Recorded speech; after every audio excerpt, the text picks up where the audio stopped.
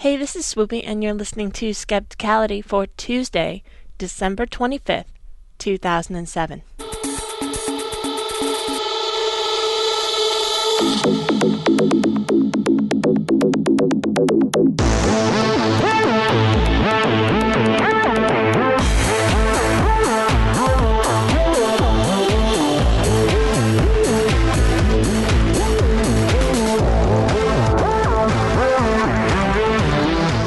Welcome to a small episode of Skepticality, and the last episode of 2007.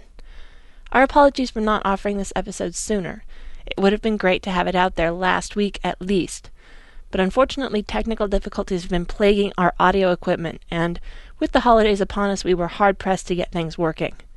But just in time for Christmas Day, we bring you a brief question and answer session about how a skeptic feels about all this holiday business with one of our favorite people. And not coincidentally the name mentioned most often by all our guests in 2007 when asked when they discovered skepticism or who inspired them in their work as a skeptic. Mr. James Randi. Do you celebrate any of the winter holidays, winter solstice, Kwanzaa, Hanukkah, Christmas, Winterval, Newton Mass? If so, which ones? I have a hard time doing New Year's. The holidays don't mean all that much to me because I work 7 days a week anyway. I'm getting so old, I got to hurry up. I haven't got any time to spend laying around. No, I'm not very big on holidays at all. I do the usual things, Somebody invites me out to kill a turkey someplace on Thanksgiving, and I don't know how the turkey feels about it, but I celebrate the fact that people are doing good stuff with one another, but that's about it. I don't have any particular attraction to any particular holidays. In recent years, the war on Christmas has been raging, mostly fueled by right-wing conservatives who think there is a vast conspiracy by liberals and infidels to remove Christmas from our culture. Was there ever really a war on Christmas? I don't know. I've got better things to do. As I say, I'm getting old. I haven't got time to waste on discussions like this. This is the angels on the head of a pin sort of a question, and I just don't have time for it. I've got too many interesting things to do, and I'm too busy. Do you think there's an inherent problem with encouraging children to believe in Santa or to accept the nativity story as it is told at Christmas time? Oh, I've had mixed feelings on that. Since from a very, very early age, I don't suppose I was weighing more than 15 pounds about the time that I decided the Santa Claus thing was total bull poop. That's a technical term that I use every now and then.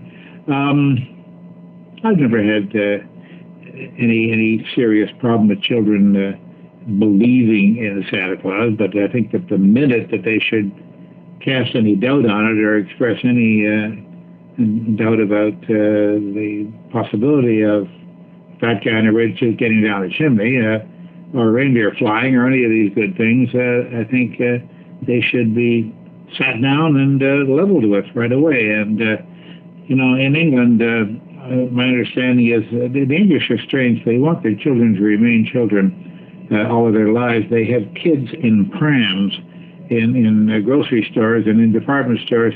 The kids are so big they could be playing football out there, but they're in a baby carriage and they're running them around. I'm told that the English will keep the Santa Claus thing going, or Father Christmas, pardon me, going for the longest time until the child is in its teens and starts to wonder. I can't see that, but once the child expresses any doubt or asks serious questions about it, the child should be confided in and relieved of this sort of strange belief. Do you there at the JREF have a Christmas or holiday party or any sort of get-together? No, I usually attend. I have a good friend up in Virginia, a wealthy gentleman who throws a nice, I'm going to it on Saturday, as a matter of fact, throws a nice end-of-the-year party, and I will be going up there and spending a day or so and meeting some old friends. It's just sort of a ceremonious way of saying goodbye to the new year. Has anyone claiming to be Santa Claus or St. Nicholas or Père Noël applied for the $1 Million Challenge? No. If he did, claiming that he could deliver presents to all the children in the world in one night, how would you test it? I would get him up on the roof and try to stuff him down the chimney if he didn't go. I'm very practical about this. I often use this bit of a metaphor, I suppose you could call it, in my lectures about testing claims. If you want to test the claim that there is a Santa Claus and you know the general story of what Santa Claus is supposed to be or rumored to be or claimed to be, it depends on how you want to investigate the thing. You can take one aspect of it, flying reindeer, for example. Take one thing at a time. I would propose that you take, say, 20 reindeer. That would be a good experimental bunch, I think. And reindeer are hard to come by. So get them up on top of the Eiffel Tower and number them. And, have a guy standing there with a pad of paper saying, okay, number one, push. And you look and you watch and you say, oops, okay, put down opposite number one there. No, didn't work. And all right, number two, where is number two? Oh, number two's hiding. Come on over here. No, I know if you really work on it, you can do this. I know you can. Okay, here you go. Oops, fly.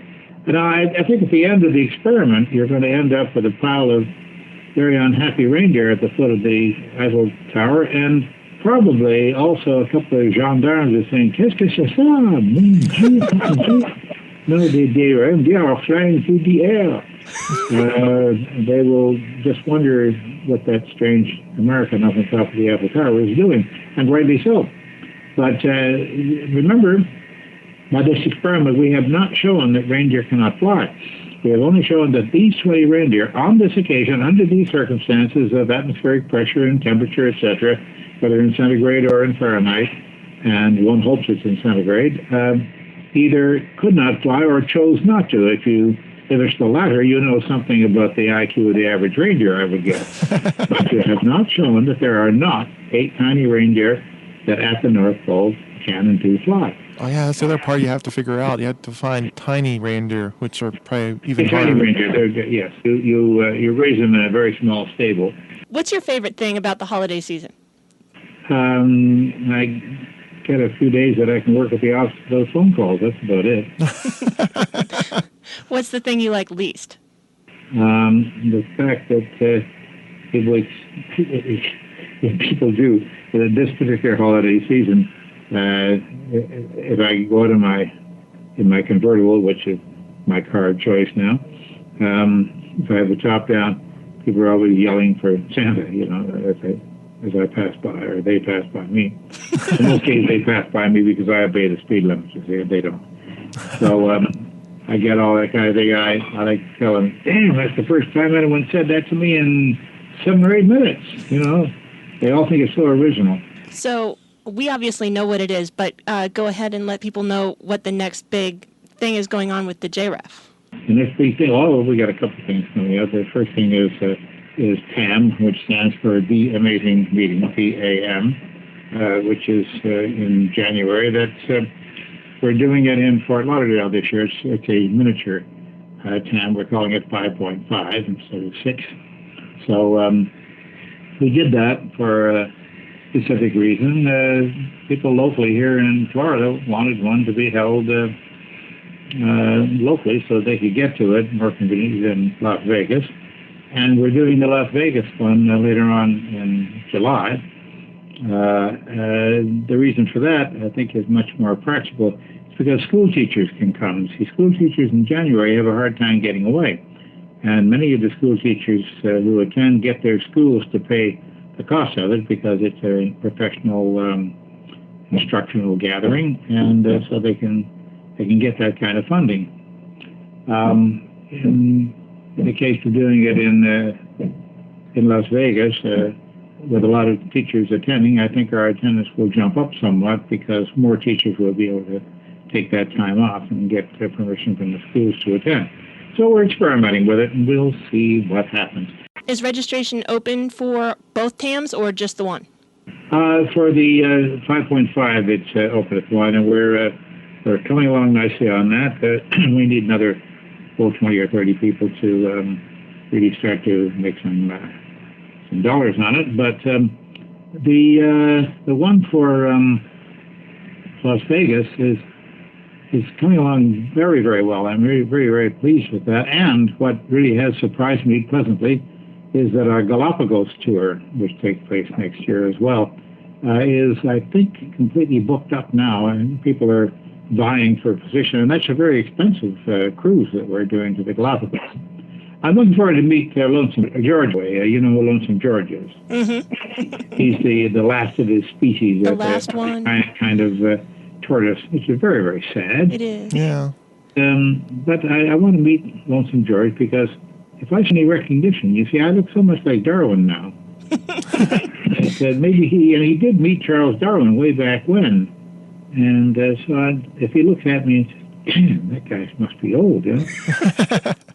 I wouldn't be surprised. I will get some recognition, a flicker of the eyelids, although I don't know whether tortoises flicker their eyelids very well or very quickly. I may not even recognize it. I can't wait to see a picture of the two of you together. Yes. That'll be wonderful. Yes, I'm looking forward to that myself. Thank you so much for giving us some of your time today. Thank you for calling, and we'll do it again soon, I hope. The Amazing Meeting 5.5 on the subject of skepticism and activism will be held at the Plantation Conference Center in Plantation, Florida, Friday, January 25th through Sunday, January 27th, 2008. The Master of Ceremonies will be Hal Bidlack, and guest speakers will include Robert S. Lancaster, founder of StopSylviaBrown.com, Skeptic founder Rebecca Watson, and author and president of the Arizona Skeptics, and our good friend, Michael A. Stackpole. Registration for the Amazing Meeting 5.5 is open now at randy.org. Whatever your feelings are on this holiday season, if, like Tom Flynn, editor of Free Inquiry magazine and author of The Trouble with Christmas, the 25th of December is just a regular day, or like Skeptic founder Dr. Michael Shermer, this is one of your favorite times of year, we hope the rest of the season is a safe and happy one. Look for more Skepticality in 2008. Join our discussion forums at www.skepticality.com. Leave feedback by email at feedback@skepticality.com or by phone at area code 206-888-HOAX. That's 206-888-4629. This has been Skepticality. Thanks for listening.